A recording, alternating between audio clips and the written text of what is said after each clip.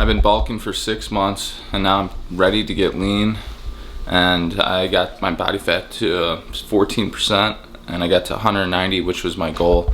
Now I'm ready to drop that weight.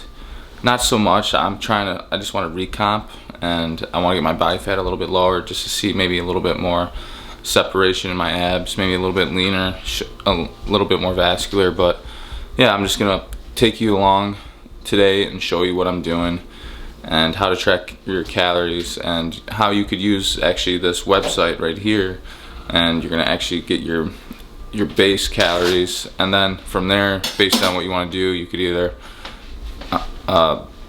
figure out, it has all the equations in there. You could either figure out if you want to eat in a maintenance, eat in a deficit, or eat in a surplus. So I'm gonna eat in a maintenance, and the only thing I did differently was I did 1.2 times my body weight.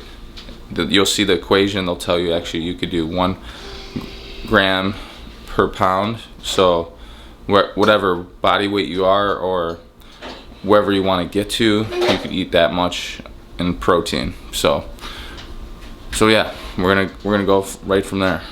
All right, so based off my calories, I'm doing breakfast 3 eggs,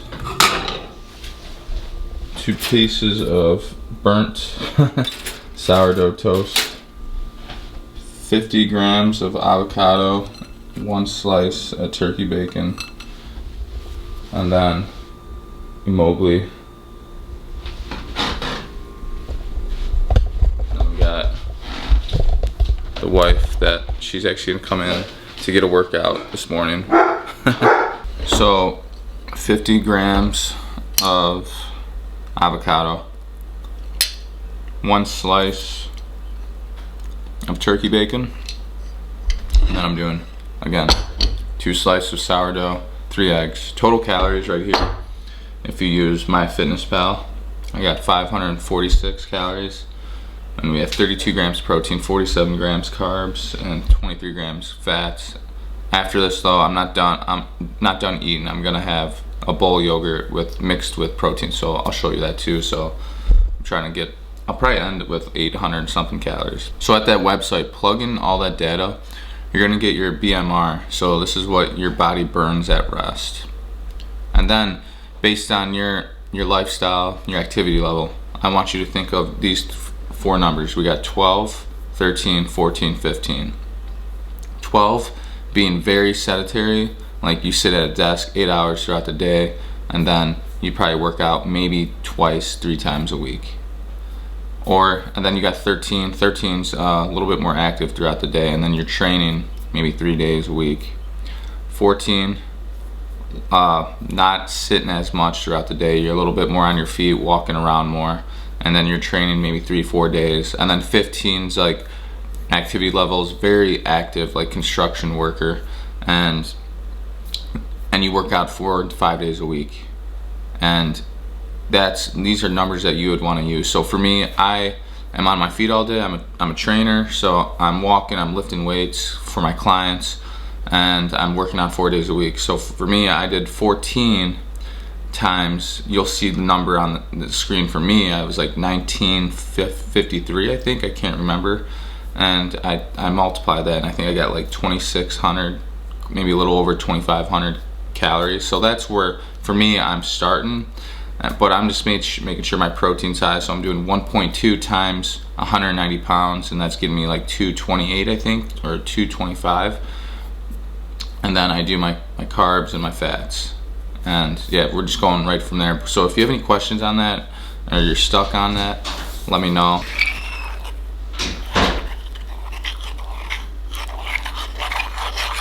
If you never tried it before, your Greek yogurt, and then a scoop of protein powder, and just mix it in. It may look like you can't mix it, but it does. It's pretty good. Super easy to get protein down too. So I'm just trying to be consistent. Being consistent with my macros.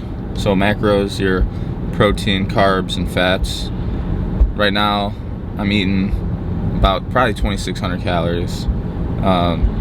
And so I just want to be consistent with that. I'm tracking my food every day and just seeing how I'm feeling. seeing how my training's going, seeing how my recovery is after workouts. How am I sleeping? Is my sleep being disturbed by the amount of food I'm eating? And these are things that you got to ask yourself when you're doing this. You don't want to set yourself too low where you're dropping too much weight too fast. That's not healthy. I'm not trying to drop weight necessarily. I'm just trying to recomp my body, trying to drop my body fat down and training hard. And I'm doing cardio. I'm doing cardio at least 4 or 5 days a week. So, and then once 3 weeks is up, I'll change my cardio, just like I change my weights, how I train. So think about that. If you're trying to drop body fat, are you changing your cardio up too? You should stick with the cardio plan for at least 3 weeks, and then once that 3 weeks is up, then it's time to change it up. Just like how I would do it with a workout program for myself and for my clients. So yes, this is what I'm working on right now. Like macros, I use MyFitnessPal. Here's what my macros look like, and this is what I'm trying to get in. And I'm probably gonna have to mess with my carbs a little bit, but I don't want to do that right away because I'm just coming off of eating like in a surplus, so I don't want to start off really low right off the bat. So I wanted to make sure that I start at a good amount of calories, and then when I feel like I want to start seeing a little bit more changes, I'll maybe take like 100 calories off or something. So that's my thought process, and just really monitoring how I feel with my training and everything. So here's the workout real quick. We're gonna go over it. I'm just gonna screen record my phone. So first 3 exercises, we got A1, A2, A3. First lift is going to be a standing elbow and front cable, external rotation, so we're working rotator cuff. And then right from there we're going to go to A2, which is decline dumbbell, a bilateral pullover, working more shoulder extension. So when we think about when you get an overhead press, the weakest range is at the end range, so at the top. So we're working that, trying to get better at that, so we could focus on being able to brace better. And then after that we'll go to A3, which is a standing mid pulley trap 3 raise with rope, so working mid lower trap, another stabilizer muscle that we want to work, which is usually very weak on a lot of people because 1, no one knows how to do this, and 2, this muscle is very underactive and it's weak, so we want to strengthen the hell out of it.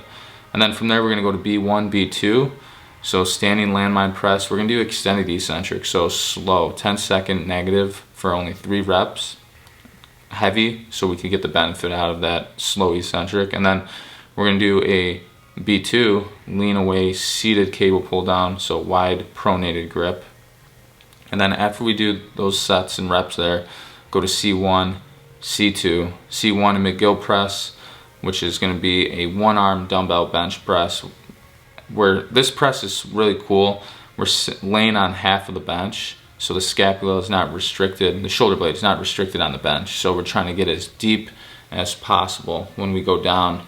And then after we do that, we're going to go into seated cable row, neutral grip, close grip, and we're going to go back and forth until we finish the sets and reps for that. So we'll go back, let's go back to A1, A2, A3. We'll go over the sets and reps and tempo. So for the first exercise, it's 3 by 8. We're doing a 4-second negative. I'm going to try to pause at the bottom for 2 seconds just to see if I can get into more internal rotation and then back up. And then after that, we're going to go into the pullover, which is 4-second down, and then there's going to be a pause at the top range or the bottom range for 2 seconds, which is going to help me get in a deeper end range. And then from there, we got the trap 3 raise, which is going to be a 4-second negative. Trying to pause at the top when we finish that rep at the top. This will all make sense when you guys see the movement.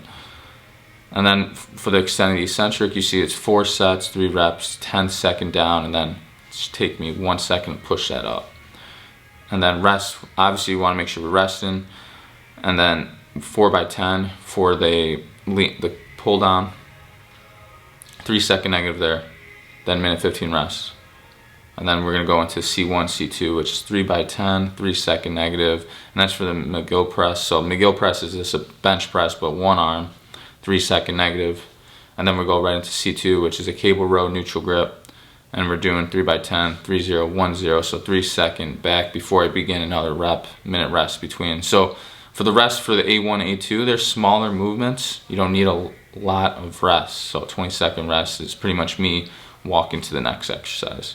So this specific workout is meant to balance things out and to make sure that everything is doing what it's supposed to be doing, preparing me for my bigger workouts. So this week, end of the week, I'll have a upper body day, and it's gonna be more incline press, big movement, and then some other bigger movements with that. So today, a lot of unilateral work and a lot of just seeing if we could continue making sure everything's structurally balanced. That's the goal behind this workout. I want to show you how to stretch your chest. This is a certain stretch that's going to help get like overhead press better. So for example, I want you to see this. So for overhead press, a lot of times when people do this, they can't get stacked above their head while staying braced.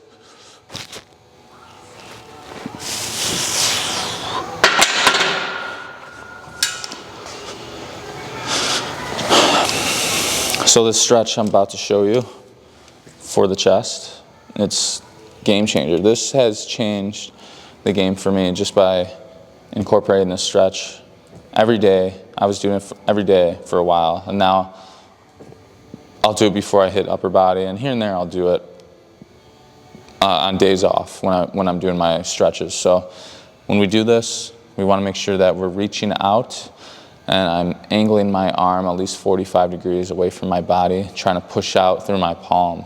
And you're going to do it for like 8-10 seconds, and then you're going to take a deep breath and relax. But it's going to be a lot easier if I showed you. So I'm going to lay on my side like this, and I'm going to stretch my right side, my right pec.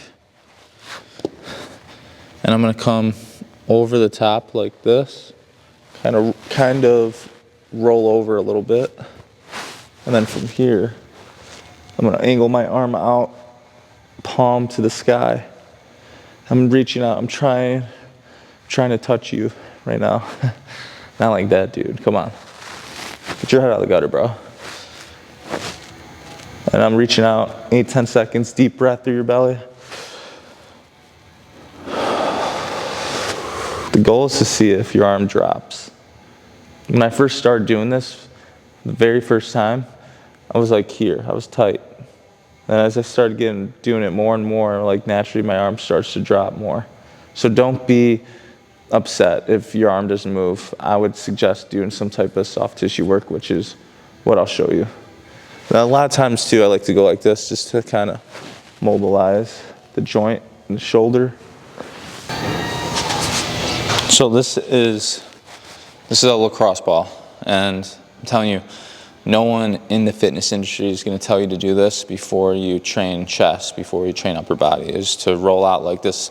Lacrosse ball is like a sniper, so it's going to get in there more precision, something that the roller is not going to really do a good job at. So what I'm going to do is I'm going to pin and stretch this. So it should look like, just so for the angle here, I'm going to pin it up and down on the chest, kind of think outside the nipple, because that's where the pec minor is. You're going to hit the whole pec, that's fine. This is just going to help mobilize the joint a lot more efficient because we're getting blood in there. Now in the beginning, when you use like a lacrosse ball foam roll and you're not really used to it, it's going to hurt in the beginning. Your body's not used to it. Muscles are tight. Muscles need it.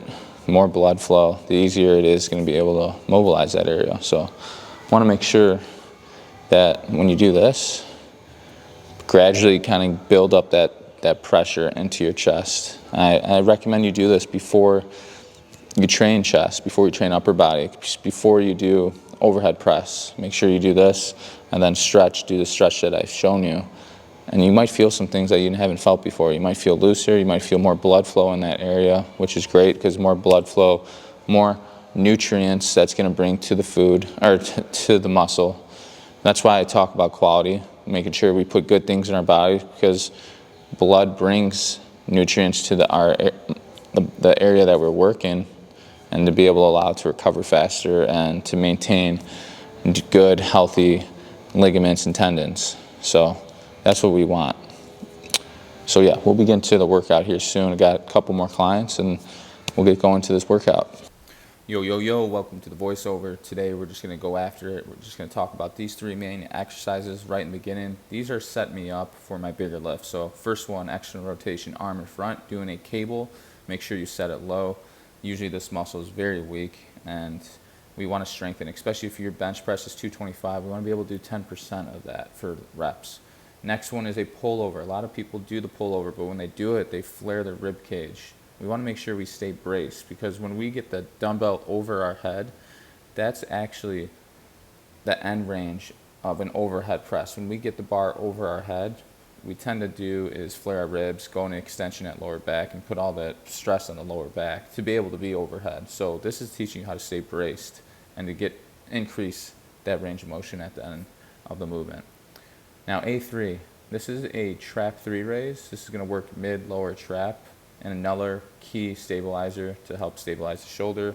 And this exercise needs to be 11.4% of your 1 rep max bench press. That's a lot of weight. So think about where you are with your bench press. This is going to help pull your shoulder blades back and help be in a better anatomical position. So now we're going on to B1. So B1, I'm doing an extended eccentric. So it's a very slow eccentric. I'm trying to do 10-second negative for 3 reps. I think I'm doing, I can't remember what it said on there, 4 sets of 3, 10 seconds. So focus on making sure your body doesn't turn when you're bringing it down. Retracting the shoulder blade back when you do this is key. And I'm telling you, just a different angle. I'm trying to build up more workload in this, because my shoulder kind of felt a little off, so I didn't want to go right into an overhead press barbell. So I wanted to do unilateral work like this, just to test it to see how everything feels. So I'm very happy with how it was feeling here. And then B2, so this is the exercise paired with that, is your standard cable pull down. I'm doing a wide grip, really trying to focus on bringing the shoulder blades towards the spine. A lot of times when people do this is that they do too heavy of work and they're not getting proper retraction. So focus on proper retraction and do it, because you're going to get the most out of your back.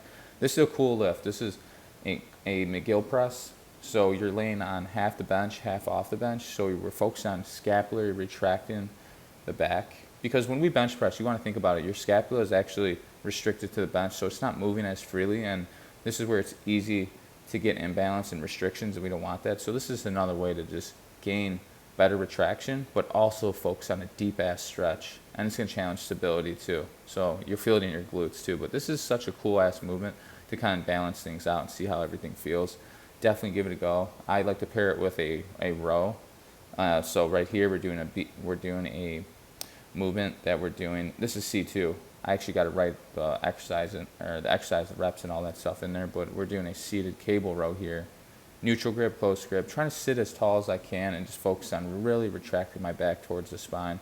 So something that I've been working on and seeing a lot more results just by prioritizing movement quality. All right, here's the protein I'm using. This is a whey isolate by Designs for Sport. Actually, I haven't done whey in a while until this one, and actually tolerated it pretty well. So the link will be in bio for this. I'm gonna do 2 scoops. So 2 scoops is 24 grams protein. So this is post-workout. This is what I actually threw in my Greek yogurt this morning. I did 1 scoop.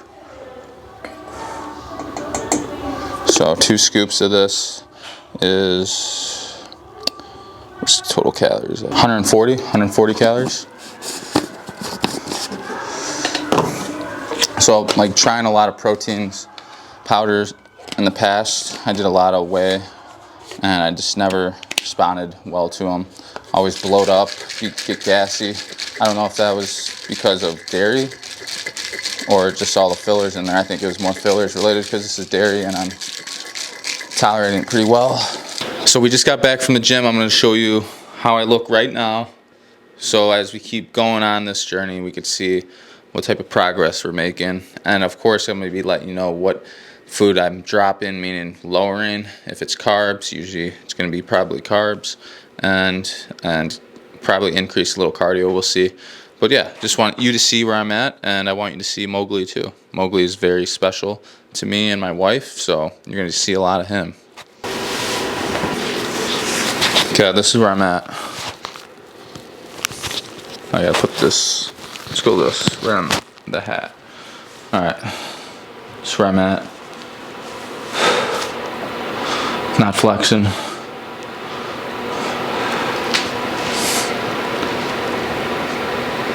Not flexing.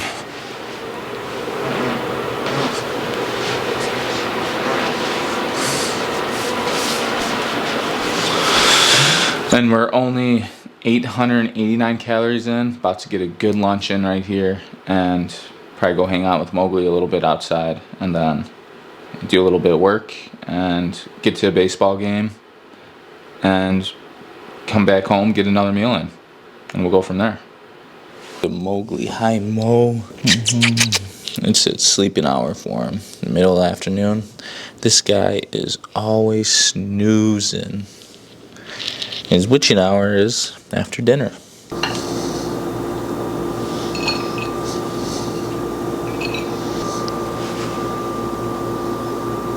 We're probably going to do about 6-7 ounces of a fillet here. Such a good quality meat right here. Mowgli knows too. Look at anytime I bring meat out, I got him right at my hip. Yeah, look at him. He's such a good boy. You are. You're so good. Look how big he is.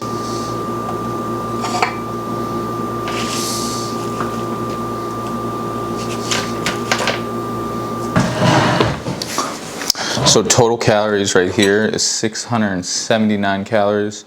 Looking at about 50 grams of protein and 72 grams of carbs. And then we got some, almost done with it, some sauerkraut too. It's just fiber.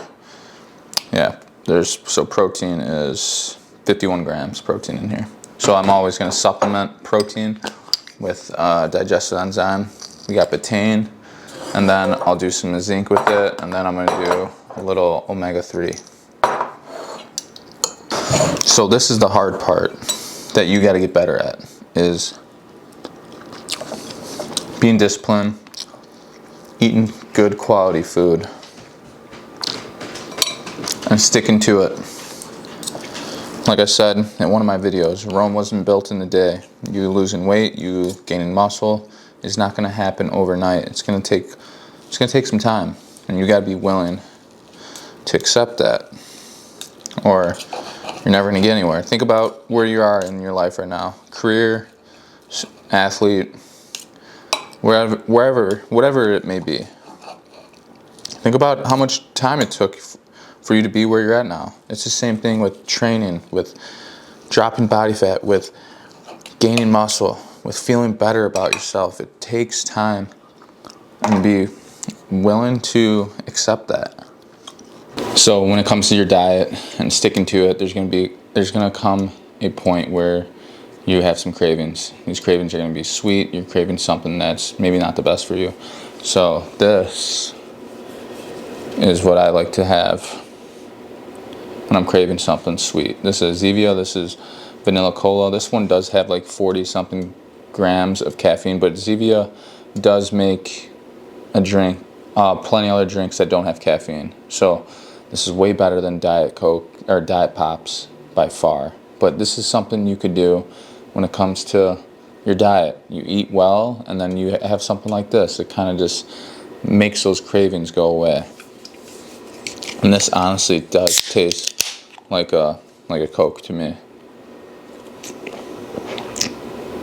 Like very little vanilla, but a little bit more, but really tastes like Coca-Cola to me. And the natural flavors in here, and it's with stevia. That's it.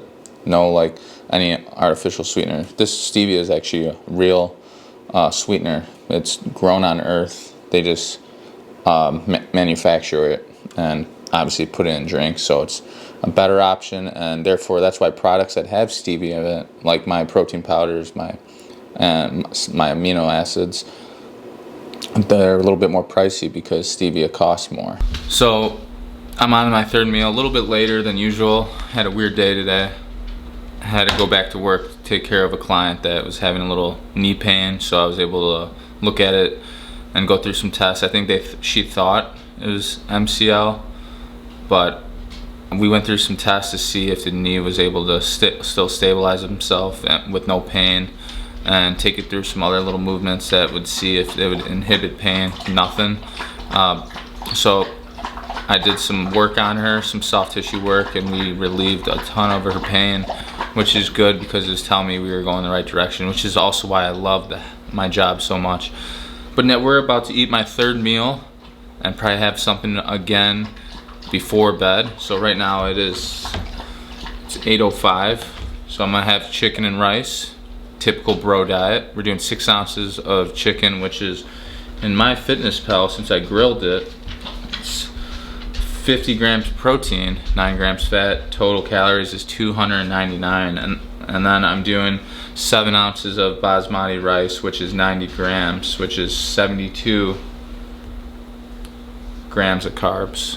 So this takes me to calories at 2,316, 237 grams carbs, and 217 protein, and 59 grams fat, which is, I'm right on the money with my fat. I'm probably gonna do another meal. I'm gonna do another meal after this, and I'm fine with going over my protein a little bit, but I need to get my carbs in, so I'm gonna do like 1 cup of oats with a scoop or 2 of protein in there, and then we'll see where I'm at. I should be pretty close to where I need to be, and I'll show you. But I want you to see my meal real quick, really basic, real simple. I'm gonna throw some barbecue sauce in there. Probably not gonna count the calories on there as much as I should. I'm not trying to step on stage right now, I'm just trying to get a little bit leaner and just monitor how I feel. All right, we're doing this. Very basic. Chicken and rice, a staple to bodybuilders. On top of that, always enzyme, get this thing to focus. Enzymes, 100%. And then I might do just a little bit more of omega-3.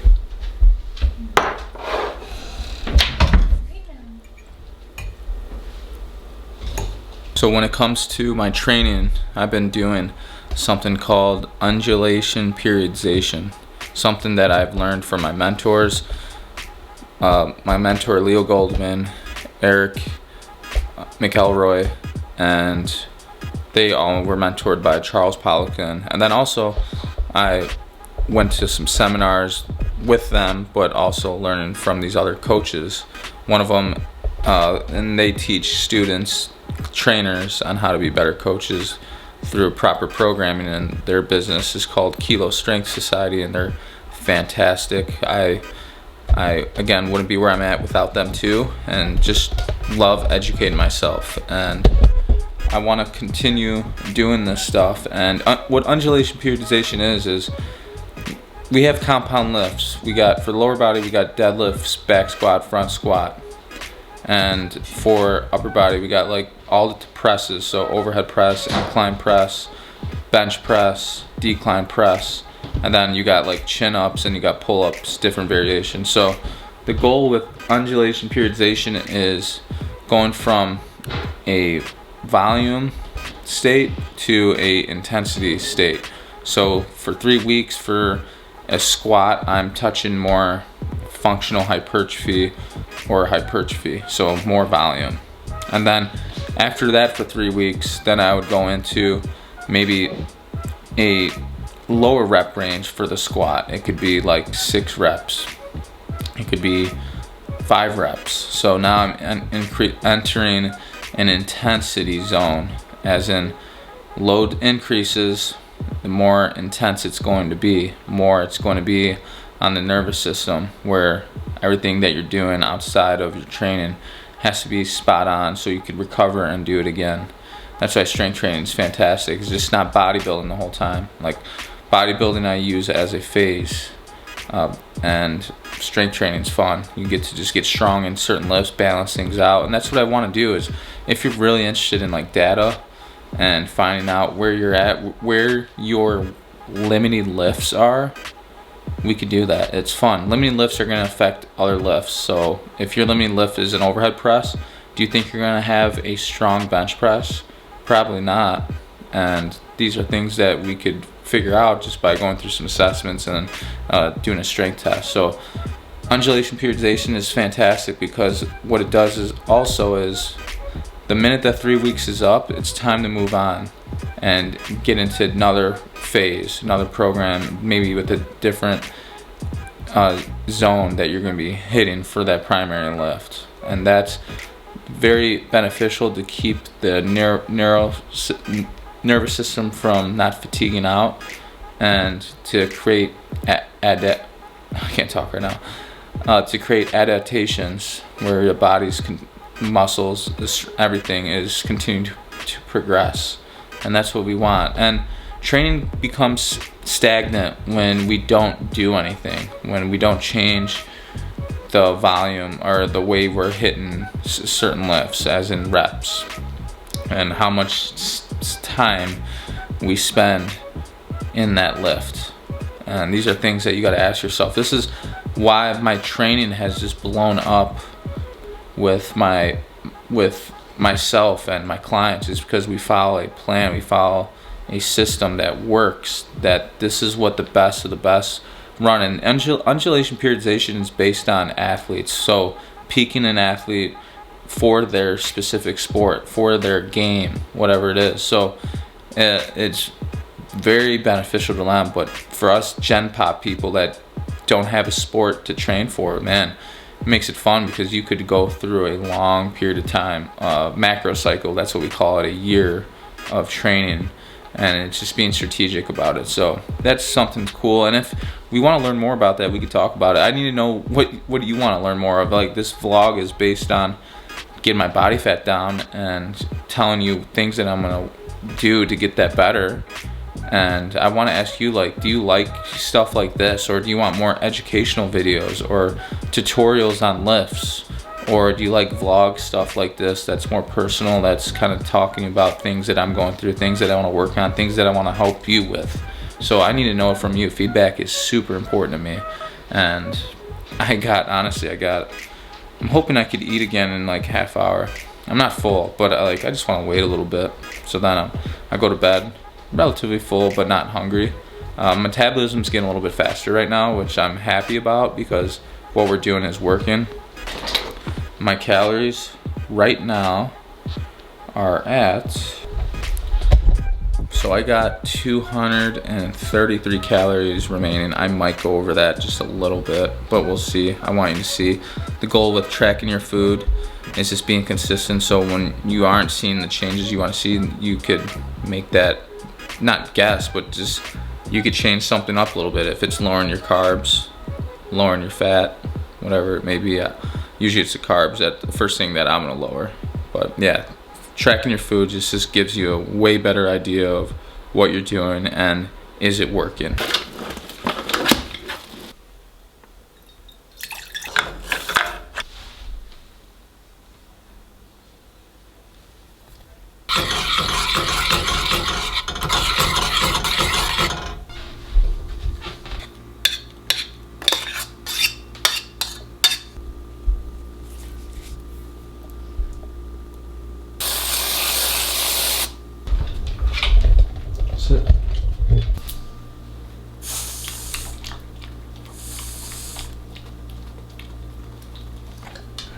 Good night.